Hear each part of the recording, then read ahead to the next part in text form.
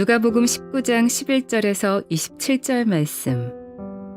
그들이 이 말씀을 듣고 있을 때에 비유를 더하여 말씀하시니 이는 자기가 예루살렘에 가까이 오셨고 그들은 하나님의 나라가 당장에 나타날 줄로 생각함이더라. 이르시되 어떤 귀인이 왕위를 받아 가지고 오려고 먼 나라로 갈 때에 그 종 열을 불러 은화 10문화를 주며 이르되 내가 돌아올 때까지 장사하라 하니라. 그런데 그 백성이 그를 미워하여 사자를 뒤로 보내어 이르되 우리는 이 사람이 우리의 왕됨을 원하지 아니하나이다 하였더라. 귀인이 왕위를 받아가지고 돌아와서 은화를 준 종들이 각각 어떻게 장사하였는지를 알고자 하여 그들을 부르니 그 첫째가 나와 이르되 주인이여 당신의 한 문화로 10문화를 남겼나이다. 주인이 이르되 잘하였다. 착한 종이여. 내가 지극히 작은 것에 충성하였으니 10고을 권세를 차지하라 하고 그 둘째가 와서 이르되 주인이여 당신의 한 문화로 5문화를 만들었나이다. 주인이 그에게 이르되 너도 5고을을 차지하라 하고 또 한 사람이 와서 이르되 주인이여 보소서 당신의 한 문화가 여기 있나이다. 내가 수건으로 싸 두었었나이다. 이는 당신이 엄한 사람인 것을 내가 무서워함이라. 당신은 두지 않은 것을 취하고 심지 않은 것을 거두나이다. 주인이 이르되 악한 종아 내가 내 말로 너를 심판하노니 너는 내가 두지 않은 것을 취하고 심지 않은 것을 거두는 엄한 사람인 줄로 알았느냐? 그러면 어찌하여 내 돈을 은행에 맡기지 아니하였느냐? 그리하였으면 내가 와서 그 이자와 함께 그 돈을 찾았으리라 하고 곁에 섰는 자들에게 이르되 그 한 문화를 빼앗아 10문화 있는 자에게 주라 하니 그들이 이르되 주여 그에게 이미 10문화가 있나이다. 주인이 이르되 내가 너희에게 말하노니 무릇 있는 자는 받겠고 없는 자는 그 있는 것도 빼앗기리라. 그리고 내가 왕됨을 원하지 아니하던 저 원수들을 이리로 끌어다가 내 앞에서 죽이라 하였느니라.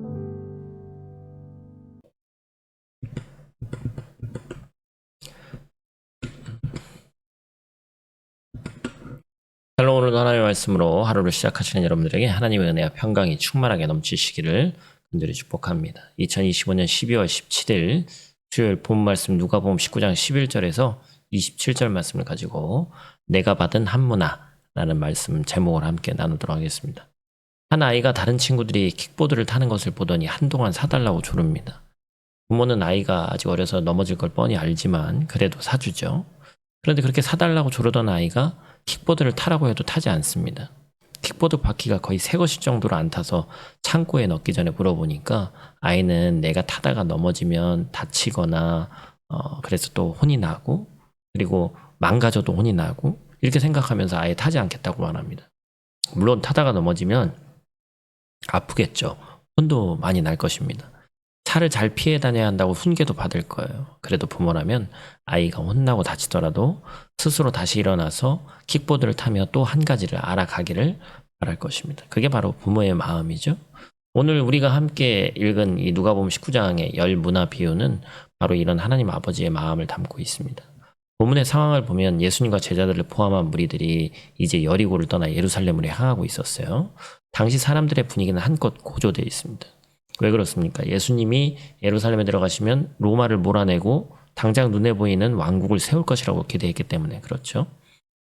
하지만 예수님은 오늘의 비유를 통해서 아직은 때가 아니다라고 알려주십니다. 주님이 승천하시고 다시 오실 때까지 우리에게는 이 땅에서의 삶이 주어졌어요. 이것은 어디에 잘 두라고 주신 시간이 아닙니다. 넘어지는 것을 두려워하지 말고 넘어지더라도 시도해보라고 주신 기회의 시간이죠.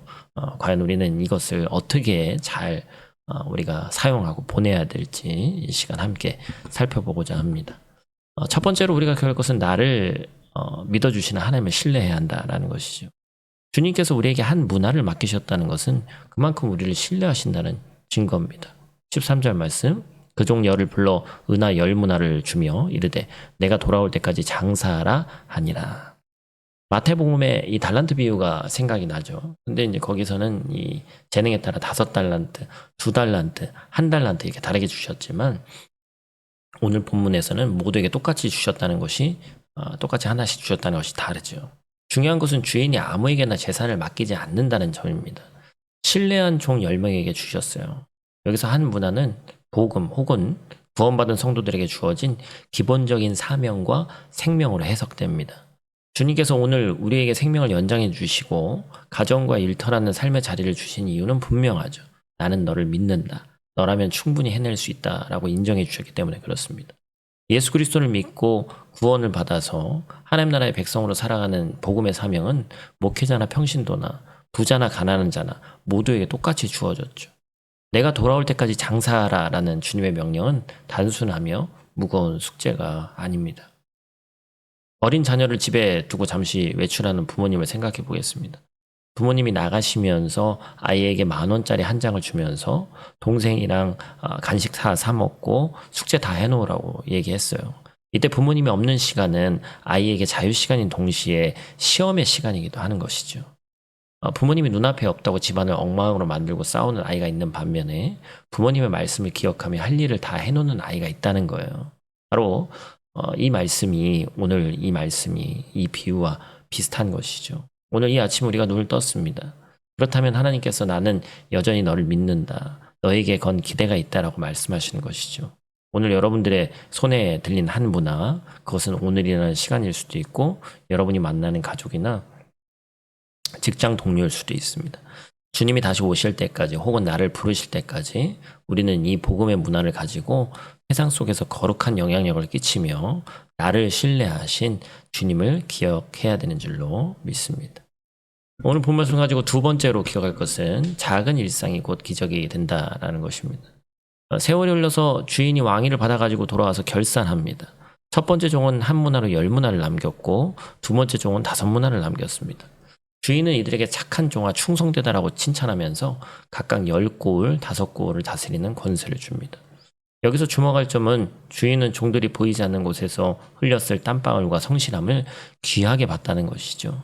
한 문화는 당시 노동자의 약 3달치 임금 정도입니다.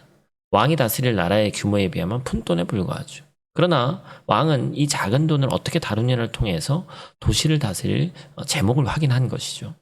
우리의 일상은 때로 하찮고 초라해 보일 수 있습니다. 매일 반복되는 집안일, 티도 안 나는 직장 업무, 육아 전쟁, 변하지도 않는 자녀를 양육하는 일 등 교회 일도 마찬가지고 가정일, 세상일 다 지극히 작은 것이라고 생각할 수 있죠. 그러나 주님은 그 자리가 바로 하나님 나라가 세워지는 거룩한 현장이라고 말씀하시는 거예요. 요즘 대부분의 사람은 누구나 스마트폰을 가지고 있습니다. 기계는 똑같죠. 이것을 똑같이 받은 한 문화라고 생각해 보길 바래요. 한 사람은 이 스마트폰으로 하루 종일 게임을 하기도 하고 남을 비방하는 댓글을 다는 데 시간을 보내기도 합니다. 반면 다른 한 사람은 같은 스마트폰으로 말씀 읽고 소외된 이웃에게 안부 문자하고 유익한 정보를 얻어서 자기 개발을 하기도 하는 것이죠. 1년 뒤에 두 사람의 모습은 분명히 다를 것입니다.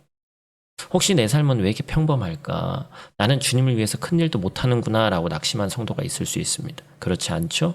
여러분의 평범한 일상이 기적의 씨앗입니다. 아무도 알아주지 않는 그곳에서 묵묵히 예수 그리스도의 제자가 되어서 자리를 지키는 여러분들을 주님은 다 보고 계십니다. 그래서 17절 상반절 말씀처럼 잘하였다 착한 종이여 내가 지극히 작은 것에 충성하였으니 이렇게 말씀하시는 주님의 칭찬이 오늘 우리의 칭찬 되기를 간절히 축복합니다. 마지막 세 번째로 기억할 것은 주님은 우리가 두려움 없이 믿음의 모험을 하기를 원하신다라는 것입니다. 문제가 되는 한 종이 등장하죠. 그는 한 문화를 수건에 싸두었다가 그대로 가져왔습니다. 그가 된 핑계가 있죠. 주인이 엄한 사람이다. 무서워서 그렇다는 거예요.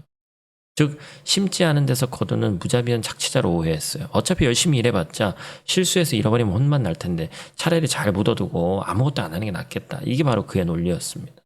하나님은 심판자이시기도 하지만 동시에 독생자 예수님까지 주신 우리를 사랑하는 아버지이시죠. 하나님은 우리가 실수하지 않는 완벽한 로봇이 되기를 원하는 것이 아니에요. 좀 서툴러도 때로는 넘어져도 믿음을 가지고 무언가를 시도하는 자녀를 기뻐하십니다. 실패가 두려워서 주저하지 않으시기를 바랍니다. 하나님을 오해하지 않기를 바라요. 하나님은 우리의 든든한 백이 되어주십니다. 설령 우리가 시도하다가 실패해서 본전을 까먹는다 해도 그 과정 속에 있는 우리의 중심을 보시는 거예요. 말씀을 마칩니다. 오늘 비유의 끝은 분명하죠. 왕은 반드시 돌아오시고 27절 말씀 그리고 내가 왕됨을 원하지 아니하던 저 원수들을 이리로 끌어다가 내 앞에서 죽이라 하였느니라. 좀 무서운 말씀이죠. 뭐가 있다는 거예요? 반드시 결산의 날은 있다는 거예요. 그때 주님께서 우리에게 물으실 것입니다. 내가 너에게 준 한문화 그것을 통해서 무엇을 남겼느냐. 여러분 주님은 여러분을 믿고 오늘이라는 시간을 맡겨주셨습니다. 작은 일을 귀하게 여기시길 바라요. 우리의 반복되는 일상은 하나님 나라를 만드는 소중한 재료가 되는 줄로 믿습니다. 마지막으로 힘을 내시고 우리 아버지는 넘어진 자녀를 반드시 일으키시는 분이라는 사실을 잊지 마시고 저와 여러분이 오늘 하루 우리를 믿어주시는 주님의 어떤 그 응원을 등에 업고 세상 속에서 힘차게 그리고 더욱더 밝게 힘차게 살아가는 저와 여러분들 되시기를 간절히 축복합니다. 오늘 말씀을 가지고 우리가 함께 나누기를 실천하기를 원하는 것은 눈에 거슬리는 것들을 해결하는 거예요. 작은 충성을 하자는 것이죠. 설교에서 언급된 넘어질까봐 안 타는 킥보드처럼 귀찮아서 미루는 사소한 일들이 있습니다. 집안 구석 청소, 책상 위 정리하기, 스마트폰 정리하기, 뭐 이게 성인이든 청소년이든 뭐 어린아이든 다 포함되죠. 몇 분 안에 끝낼 수 있는 일이 눈에 보이면 나중이 아니라 지금 즉시 우리가 꼭 처리해 보기를 원해요. 게으름을 걷어내는 강력한 훈련이 될 줄로 믿습니다. 우리 시간 함께 있는 자리에서 기도하고 마치도록 하겠습니다. 우리를 신뢰하여 생명을 주신 아버지 하나님, 오늘이라는 귀한 한 문화를 우리 손에 맡겨주시니 감사를 드립니다. 주님, 우리는 종종 실패가 두려워서 움츠러들고 상처받을까 무서워서 관계와 많은 사명들을 꽁꽁 싸매두었던 겁쟁이였음을 이 시간 고백합니다. 이 시간 넘어져도 괜찮다라고 말씀하시며 격려하시는 주님의 음성을 의지해서 이 시간 다시 일어납니다. 오늘 반복되는 평범한 일상이 하나님 나라를 배우는 훈련의 장소임을 기억하게 하시고 사람들의 시선이 닿지 않는 작은 일에도 정성을 다하게 하시고 또한 우리가 그동안 미뤄왔던 많은 것들을 다시 한번 하면서 충성된 거룩한 주의 종들 될 수 있도록 하나님 도와주시옵소서. 오늘 하루 나의 삶이 주님께 참 기쁨이 되는 충성된 열매 맺기를 소망합니다. 우리를 끝까지 믿어주시고 함께해 주시고 밀어주시는 예수님 귀하신 이름으로 기도드립니다. 아멘.